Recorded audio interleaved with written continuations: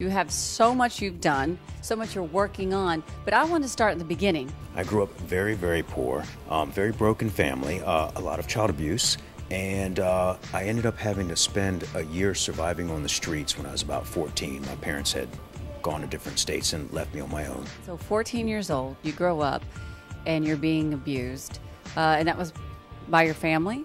Basically, because my folks split up when I was one, a single mom with 4 kids, she had to basically go different places to find shelter, get jobs. And so there were more than a couple of fellas in our lives, and not all of them very friendly, and probably a little bit too much alcohol. And before you know it, you got a black eye here and there and a couple other things. And it happens, but I learned it made me stronger. When you made the decision just to go off on your own, go to the streets, and then you join a gang? Well, I didn't really make the decision.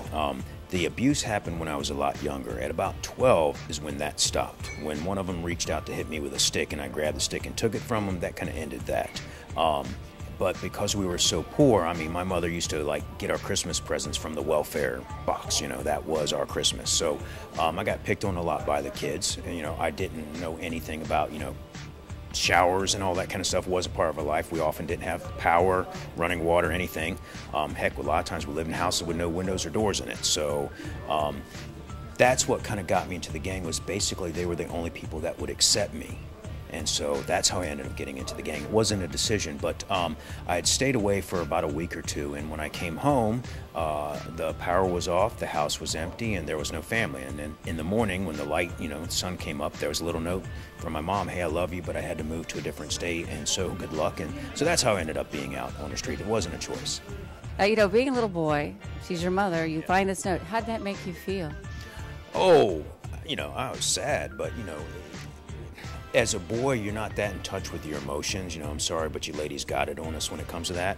And so, I didn't know how to take it. I just knew, right, okay, got to do something. So, instantly I go into survival mode. What's in the house? Well, nothing. I think there's a bag of flour, but there wasn't any water to mix it up with. So I was like, okay, there's that. And then it's like, all right, well, left the house. And then I spent the first month or two living off the graces of friends, but that quickly ran out because there's only so long you can flop on a friend's couch when you're a teenager, and in their garage and other places. And before you know it, winter was setting in. I had exhausted all my resources, so I was sleeping in dumpsters, in U-Haul trailers, in stairwells, behind grocery stores, because the little vents, you might not know this, but in the grocery stores, they have the little vents that keep the air conditioning units cold, but they kick out heat in the back behind the store. So I'd sleep back there behind those, and the only problem was I had to kind of smack the rats off my head during the night, but outside of that, it was a warm sleep. So when that happened, as far as education, were you going to school? Was there any other family members that you could have, gone to? No, we didn't have the extended family in the traditional sense. There was pretty much just us, and there was no one to go to, and so I basically just started skipping school, and I got fortunate. I was able to get a job. I'd always been working, paper boy and the usual kind of things, trying to get a little bit of pocket money. And, I do things like just help old ladies, with the groceries, that kind of a thing, back in the day when you could do that. And I got really fortunate, got picked up by a grocery store that allowed me to work, and I worked really hard, and I moved up, and before I knew it, they were actually offering me an opportunity to get a scholarship to be a food manager. And it was a pretty wonderful blessing, but it was at that point that I realized, you know what, I want to do something more.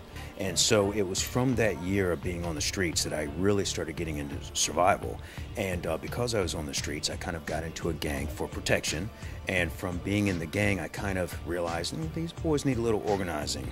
So I kind of organized them and became a leader. I was shot and stabbed before I ever went to the military, and had some friends go to jail for, killing and guys who died. And so I think it was from that really intense background that I realized I'm not going to last too long if I keep on this path, and so I've got to do something different. It's very touching that you've really grown up to know how to survive, and you have that sense, that innate sense of survival skills. So then you go to school because, like you said, you didn't finish high school, but then you scored really well. So, you're very intelligent. You've gone on, you have these degrees, and you speak 7 different languages. Yes.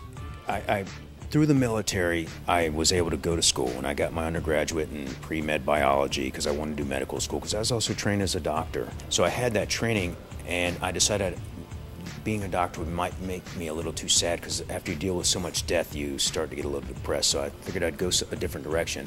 So I ended up getting my master's in family counseling, so I can work with troubled teens like myself to help them out.